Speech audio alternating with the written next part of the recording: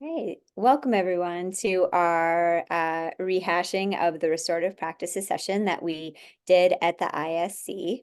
Uh, if we click on to the next slide here, my name is Christy Fruit. I am the coordinator of student interventions at Welsh Valley.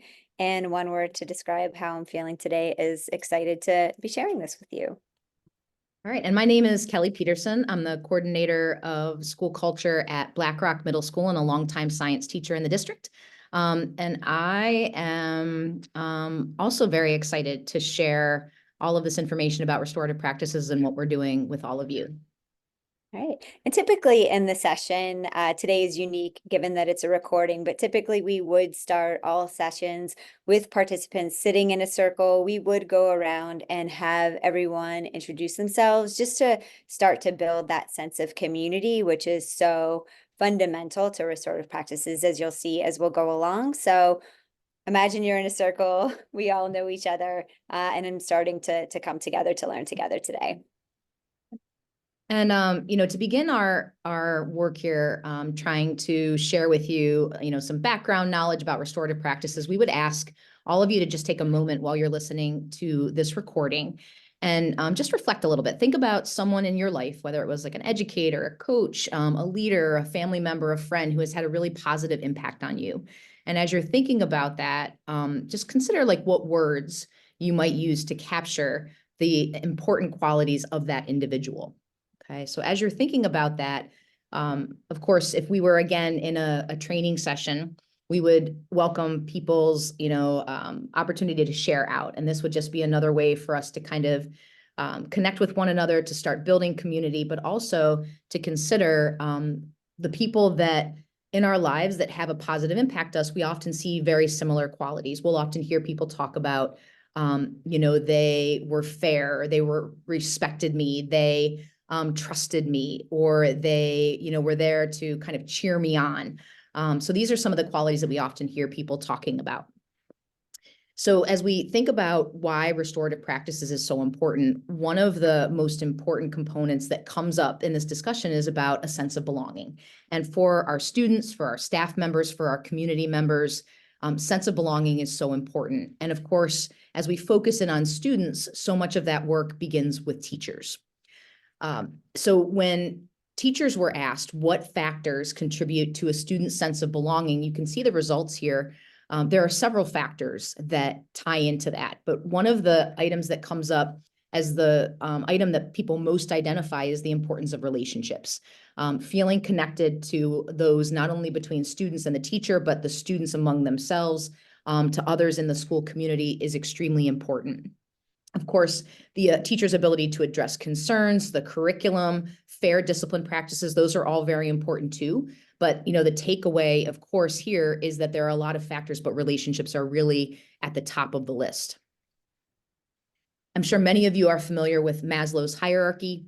And again, we use this in our discussions about restorative practice because we know that students, in order to be successful, to be able to fully engage in a school setting, they have to have their basic needs met. And of course, that starts with very basics: food, water, warmth, rest. Are we making sure that kids have what they need during the school day, from, breakfast in the morning and lunch, to just making sure their environment is a safe space.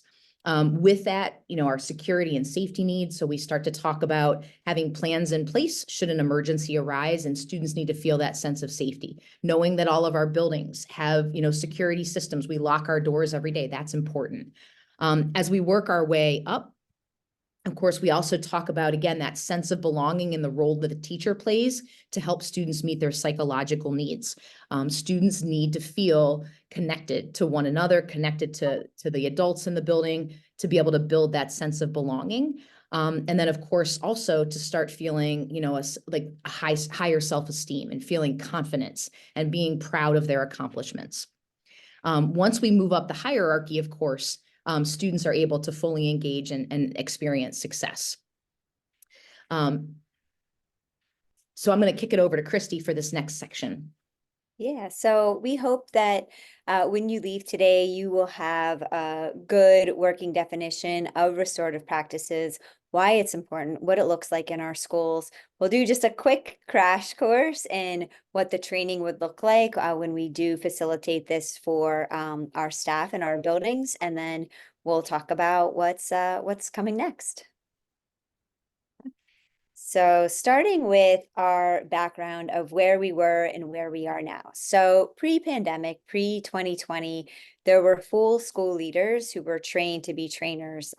Myself, Mike Johnson, Jeff Hunter, and Ty Ross were four administrators who were trained in the district. And we were able in 2019, early 2020 to facilitate training for a small group of secondary teachers. So we really started to get the ball rolling then and get folks engaged with it with the intent to continue building capacity. Then the pandemic hit, and so that slowed or changed, I should say, progress in a lot of different ways. There were some virtual trainings that happened in some schools, but for the majority of schools, the focus shifted on learning how to teach virtually for the first time ever. So it wasn't until the summer of 2022 when we really got the ball rolling again. And at this time, all school leaders, and this included all principals, assistant principals, some counselors, some coordinators, the roles that Kelly and I have, were trained during academic council. So that really helped build capacity there.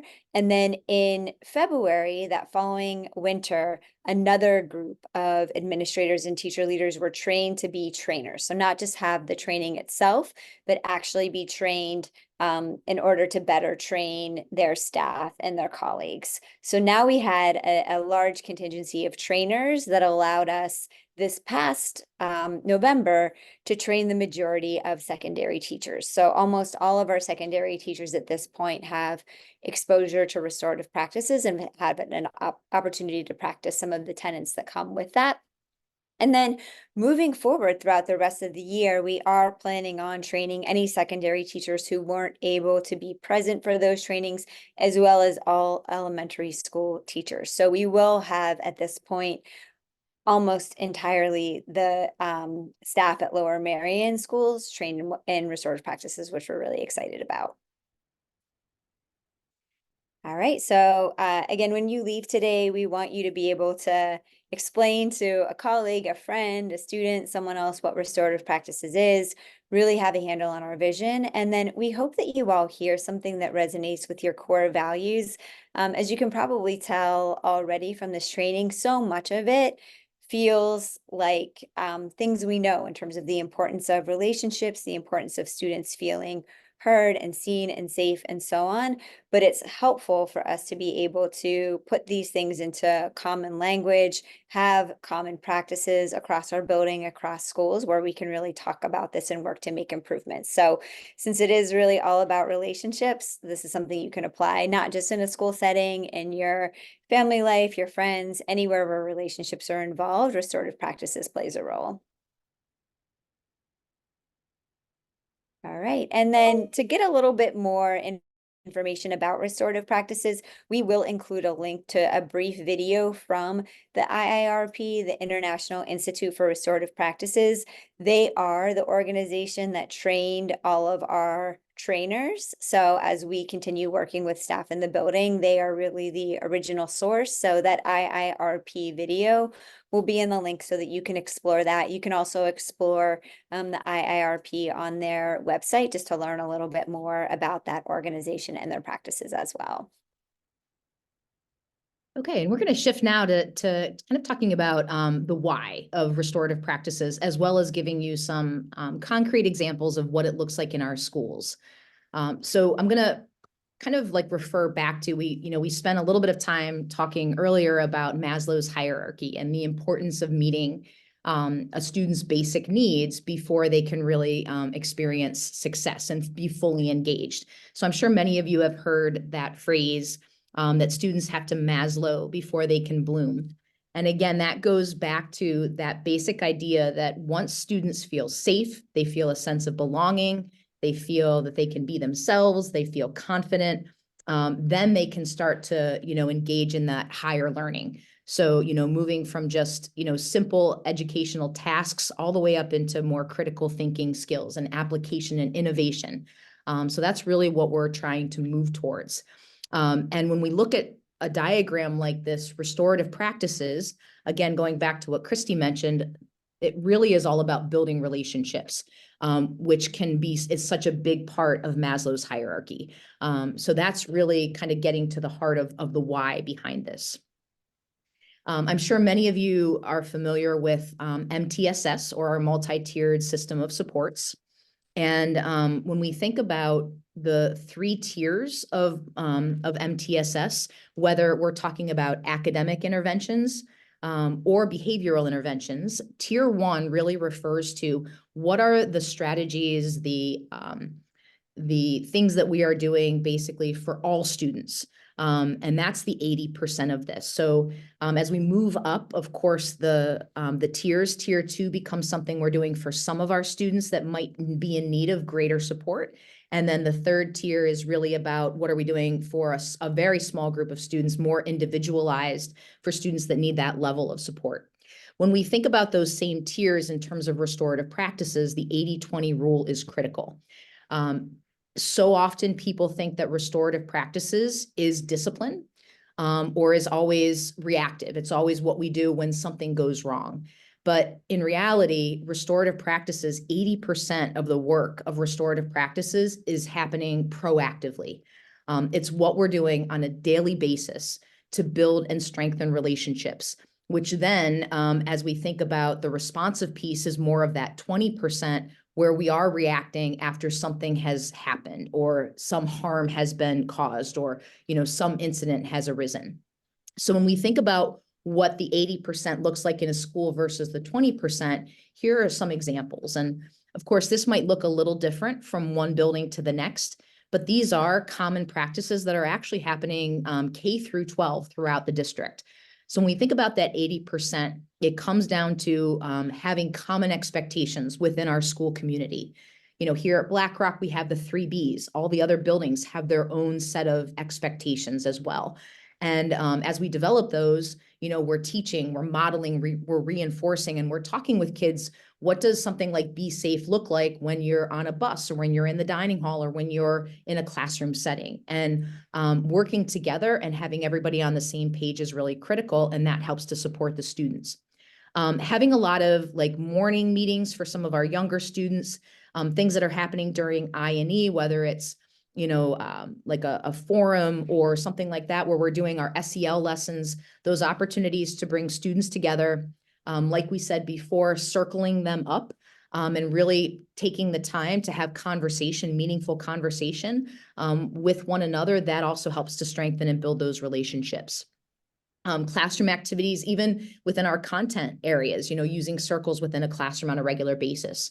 Of course, contacting home, right? Sharing positive information with our families, whether it's a postcard home, a phone call, welcoming that partnership with our families. Across a whole building, doing a lot of school-wide celebrations or team celebrations, again, to build that sense of community.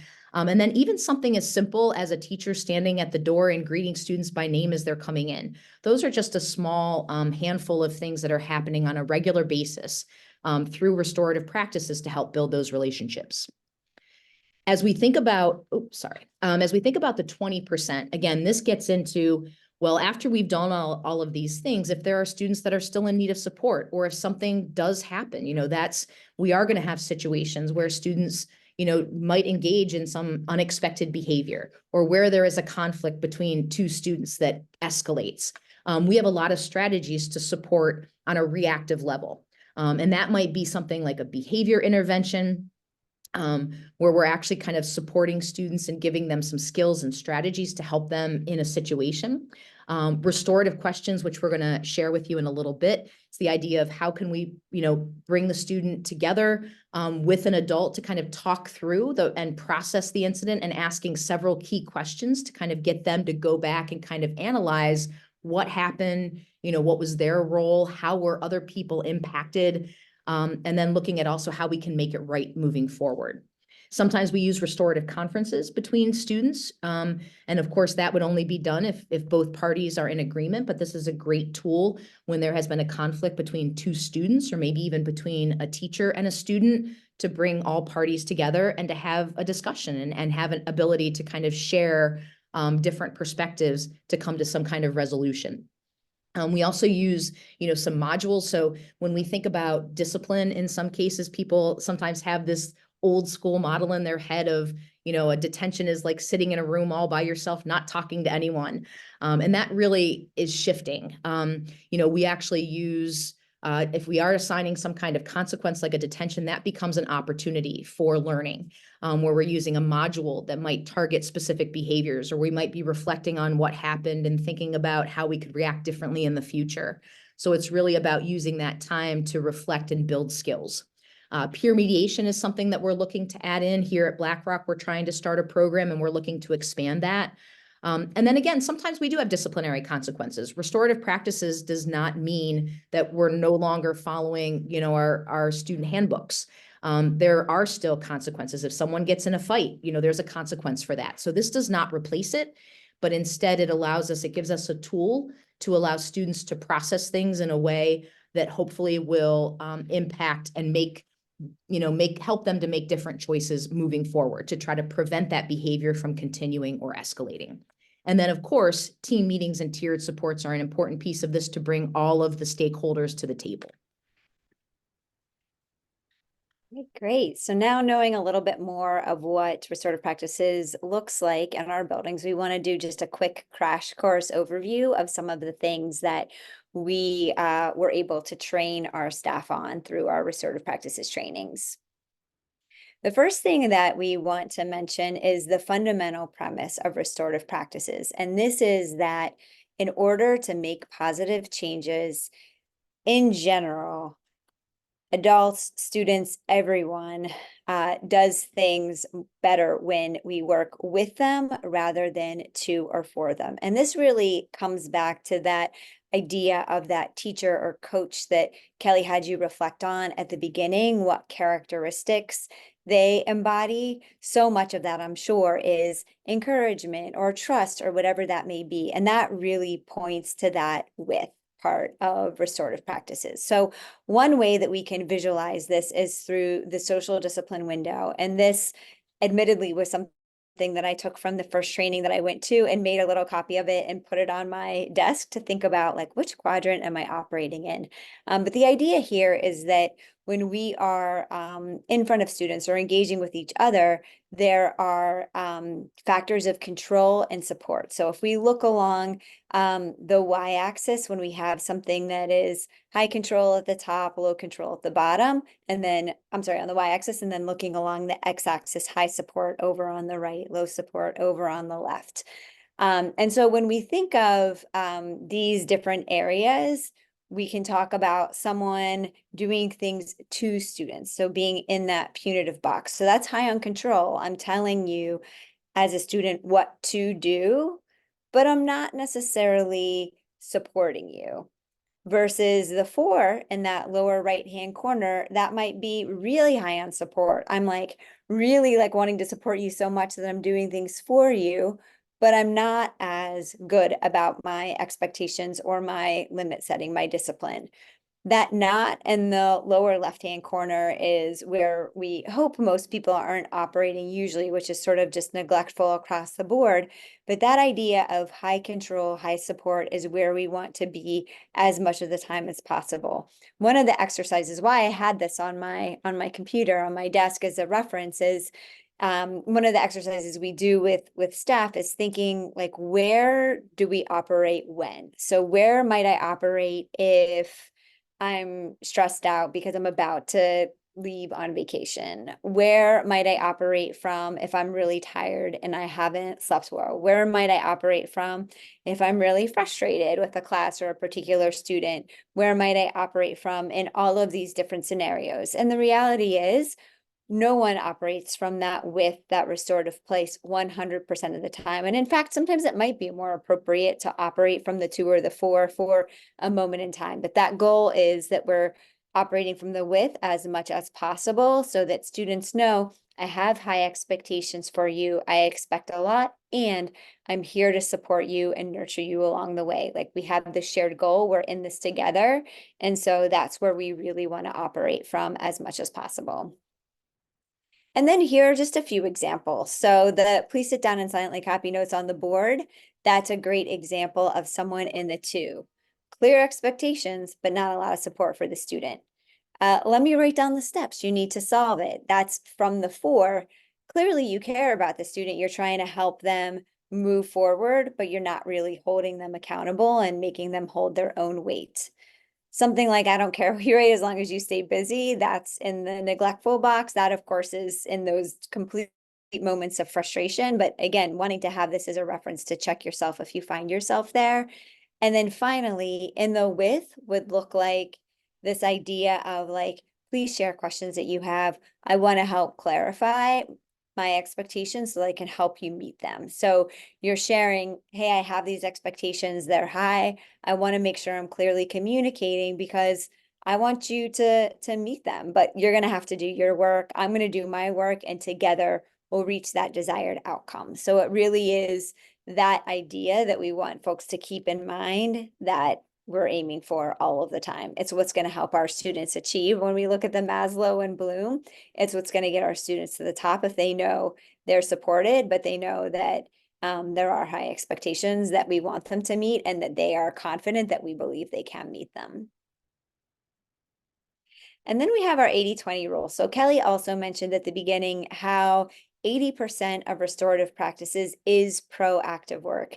The reality is, if we're not taking the time to build relationships in students to have them be invested, none of the work that we talk about from the restorative lens will matter. We want students to feel like they're part of a community, that they have people they care about, that they have relationships within the school community, so that in the 20% of time when harm is done, they are motivated. They do want to be restored to the community because they feel invested in it. They feel like a part of it. And so that proactive work is so critical in all of this. And we have a variety of tools that we use in restorative practices, ranging from something informal like affective language, which we'll describe in just a minute, going all the way through to more formal circles and formal conferences. And really, this just means as we move from informal to formal, that they do require a greater time investment generally. Some people always want to know, like, when do we have time to do this? The reality is that it should just become a part of our daily practice. When we're thinking about affective language, even when we're thinking about circles in the classroom environment, we want to have as much practice with this and help ourselves and our students become as comfortable with these practices in the positive realm. So if we do need to use them to restore some harm that was done, we are already familiar with these ideas and ready to go. So we will talk through here briefly affective language as well as circles, as those are the two sort of highest leverage areas of restorative practices. Yeah, and one item about the idea of formal conferences, when we get to that level, it's important to note that that is often something that is, facilitated by someone, a member of an administrative team, or someone in the roles that Christy and I play, who has had some advanced training in restorative practices, or some of our counselors and so on. Because those formal conferences, as Christy said, take a lot of time. As well as, a quiet space. We have to make sure, we're maintaining confidentiality. We have to make sure, families are on board, students are on board. So there's a lot that goes into that, and it does take time. So that's one of the reasons why we see, that's on the other end where it becomes more formal, and we make sure that it's done well with fidelity. All right. So as Christy mentioned, the use of, affective language is really important when we are engaging in restorative practices. And this really should be something that, all of our staff members, all of the adults that work with our students, and even, as parents at home, as family members at home, affective language is really powerful. So, this is an important way to kind of encourage kids to speak to each other, right? Or even adults to speak to each other when something is happening. And it's really an affective statement, simply defined as really a brief statement that identifies the impact of another person's behavior. And it, instead of like blaming and saying, well, you did this to me, or they did this to me, or it really takes the power back and has the individual own how they're feeling. So when we are talking about affective language, we're talking about a lot of I statements. And really trying to kind of capture how someone is feeling in the moment. So I feel proud because you did this, or I feel hurt because you did this. So it's really kind of talking about how you're feeling in response to someone else. And by using affective language, we're providing feedback to those around us. We're also setting our own boundaries and teaching empathy in the process. And again, this can be done, both responsively after something has occurred, but we can also encourage, affective statements to just be used as part of our daily conversation. So even when in a classroom setting, when teachers are maybe circled up talking about something that is happening, maybe it's a current event that is going on, or a piece of reading that they've done, or even like a science experiment that has happened, we can build I statements in and promote the use of them in the classroom. And just as some examples to kind of think about more of a statement that might be made on a regular basis, and how do we turn that into an affective statement? So you can see here the example of just saying good job to someone. Being able, if I was a teacher in the room, let's say working with a student who did a great job on a test or did a great job on a science lab, I can, instead of saying a general statement, I can make a comment like, I feel proud of how you performed that experiment today, or I feel proud of how you analyzed and figured out what happened. But it really takes and puts more meaning behind a statement. If you're trying to ask a student to stop doing something, right, explaining how it's impacting. So when someone's talking in the classroom and it's distracting others, I feel disappointed, by the fact that you're talking off task and you're missing your work and it's impacting the peers around you. There are just different ways to phrase things that really bring in the idea of how it's impacting others.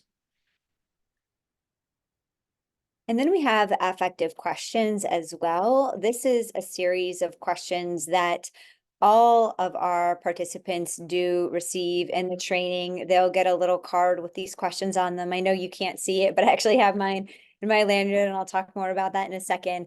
But this is really a series of questions that's designed to give students or adults or anyone engaging in the restorative practice a voice, and to make sure that there's consistency with how you're going about learning what happened, how people are feeling, and so on.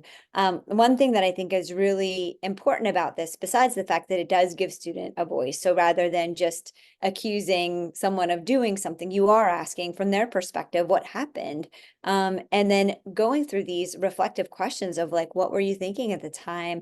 What have you thought about since? All of that really teaches our students. The more that we go through a process like this, it helps sort of put a little, like, tap the brakes a little before you're acting. So especially when you're working in an elementary school, middle school, but really even all the way as we're through adults, in the moment, sometimes we do act without thinking. And this is sort of encouraging us, wait, like, my actions do matter. Now that I'm thinking about it, I'm thinking that was a bad decision. I do realize how many people were impacted in this, and I do know that I need to make this right. So this is just really helping our students develop this reflective process for themselves, knowing that their actions do matter. Part of the reason that I still, after many, many years of doing this training, carry these questions in my lanyard is so that, one, when something happens, it reminds me to slow down in the moment. Even as adults, sometimes we're quick to jump in and again, you just want to move forward, but the reality is we have to slow ourselves down to make sure we understand the situation completely and students feel heard. And the second thing is just to make sure that I'm being consistent. The reality is there are some students that have been in trouble probably 20 times in a lifetime and some who never have, but we want to make sure that we're approaching both of them through the exact same lens when something happens. And having this card just reminds me, okay, regardless of who it is, regardless of what happened, I'm going to slow myself down and make sure everyone is treated fairly and feels like they're being treated fairly in the moment. And I can't tell you how many times I've done this. And even some students almost like start to memorize the questions. They know what's coming, but in a way, like they might think they're being a little funny. And I'm just so happy that they're going through that reflective process on their own. That's the goal of it all. So as long as they're at that point where they know, okay, this is what's coming because this is what I should be thinking about. And this is what I am thinking about now because I've gone through this process is really important. One other thing I wanted to mention is these questions can be used proactively too. So if a student shows up on time for class and hasn't in the past 2 weeks, you can say like, what happened? Like, what were you thinking? It's amazing that you're here.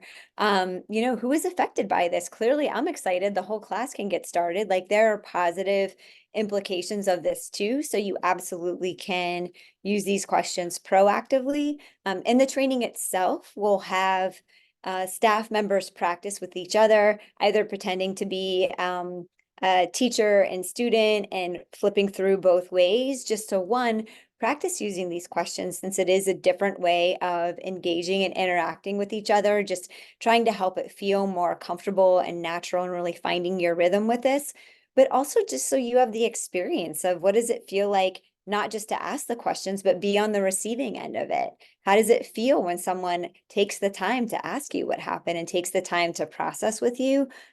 Because it is a really powerful thing. Even in some of the role play situations, we find that adults are like, wow, like no one's ever really asked me those questions and spent that time with me. And so I think it just gives more insight into why this work is so important. So we won't role play with you here today on the video, but know that this is one of the things that we practice with our staff members, just so this becomes a common practice with their interactions with each other and with their students as well. And I will add one thing there too, like these questions, I'm pretty sure in all of our buildings, we also have them printed out on a sheet. So if there is some kind of incident that occurs, and a lot of times if there's been something that, and it brings up a lot of emotions with our students, we sometimes just have them sit quietly on their own and fill out these questions before they really even engage with an adult. And that's also a great practice because it allows for that time and that space and for the students, to think through on their own before, again, kind of getting into a conversation. And it's a great reflective tool, but also a nice calming tool as well. So that's just another way that these questions can be used. All right. And there's also, and I was gonna say, I'll flip back. There's the what happened when things go wrong. We also have another set of questions to review when someone has been harmed, when harm has been brought to someone. One of the questions that came up in our training is, okay, it seems like you're working a lot with the perpetrator, the student who has caused harm, but what about the student on the receiving end of that harm? How are you making them feel comfortable and making them feel like they have a voice as well? And so there is a different set of questions that we can ask them to also allow them to have voice and to ask them, what has been hard from you? What do you need help with? What do you think needs to happen to make things right? And we'll often use both sets of questions when there is conflict, often with students separately before we bring them together, just to make sure that we're in the same ballpark before bringing them together. We never want to do more harm than good by putting students together after there is some sort of conflict. But I would say more often than not, once we have an opportunity to process with both students using these two styles of questions, we can get them in a place where they can comfortably engage through the guidance of, again, myself or Kelly or one of the administrators in the building, their teacher, some adult support. But it is just as important to make sure that we are acknowledging the student or the adult that harm was caused to, as much as the person who caused the harm, just so we can really work to restore a safe and respectful community. And then circles, we started this training today mentioning that we would be in a circle if we could be, if we weren't on video here today. Circles are amazing for so many reasons. They really do help students feel a sense of responsibility, accountability, connection. When we move into a circle, we don't bring laptops, we don't bring phones, we don't bring anything to write with, we just bring ourselves. So we are facing each other, having an opportunity to look at each other as we engage in the circle. And it really puts everyone on the same playing field. Myself as the facilitator, Kelly as a facilitator, one of the teachers in the classroom will join the circle so that we're all really on an equal playing field. And just the structure of that circle itself really does help students feel safer to share and just to really feel, again, a sense of ownership and engagement with the community. This next prompt on the next slide is just an example that we use during training of how quick a proactive circle can be, something where we give a super quick question with 3 prompts. Student just has to say one of the 3. It's super low stakes and takes a few minutes, not even. And if you do something like this at the start of your class, every single one of your students has had a voice right from the start. So everyone has had a chance to share something out loud in a very low stakes way. Students can even start making connections with each other. I know it's tiny, but I love the beach. And as we go around the circle, other people that say the beach, I'm smiling and I like want to talk to them about their experience. So things like this can just help bring people closer together. And this, again, is just a great example of how a teacher might start using circles proactively in a really low stakes, really quick way to build community. Just make sure every student spoke in my class today, they shared where they want to go on vacation, which again is the first step in getting kids more comfortable to sharing more in-depth, involved answers and solutions and questions in class. So this is just one example of what that might look like. Okay, so as we kind of wind down with our training here, we want to share 3 fundamental shifts with you. So when we think about restorative practices, and these are all kind of related to maybe what is traditionally thought of related to discipline or how we're handling, behavior issues or how we're, building community in schools. So the first shift recognizes that misbehavior is going to occur. These are students here with Christy and I, they're in middle school, right? All the way through these, they're kids, and we have to remember that. But it really takes into consideration that misbehavior is an opportunity. It's an opportunity for growth and for learning. And that's really kind of at the heart of this. And it's still holding students accountable for their actions, but also really building those skills. And the reflection piece is a critical component to that. That's why one of those questions that we ask students in those restorative questions is the idea of how do we make things right? And that's a powerful experience. The second shift is really looking at, again, what are those traditional, more punitive models of school discipline?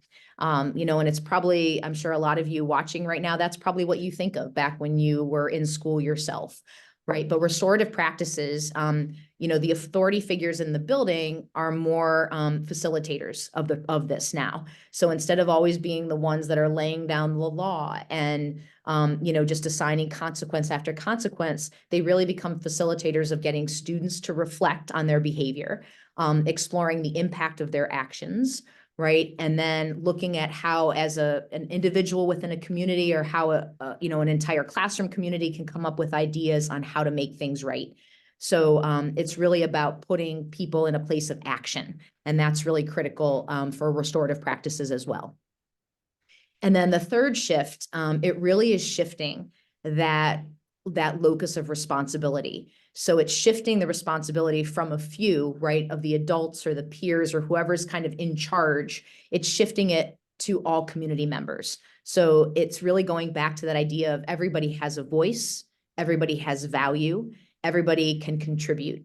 And in order for us to build a strong community, everyone has to take ownership of that. And, in doing so, we're empowering everyone, right? We're asking for their voice. We're recognizing their value in our community. And when we do that, we see it almost becomes contagious in terms of how we're supporting one another. We're there for one another, but we're also holding each other accountable.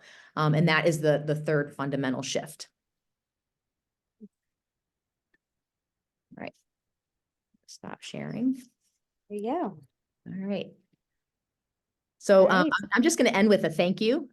We appreciate, of course, the ability for us to take some time and share this information about restorative practices.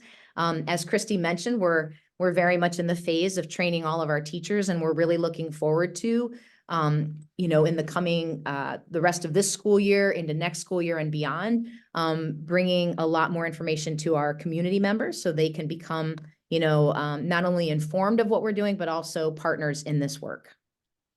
Yeah, I echo everything Kelly said. Again, Christy Fruit, Kelly Peterson, if you have any questions, please don't hesitate to reach out. We're excited that you're all interested in learning more and feel really optimistic about the direction that the district is going with restorative practices. Right.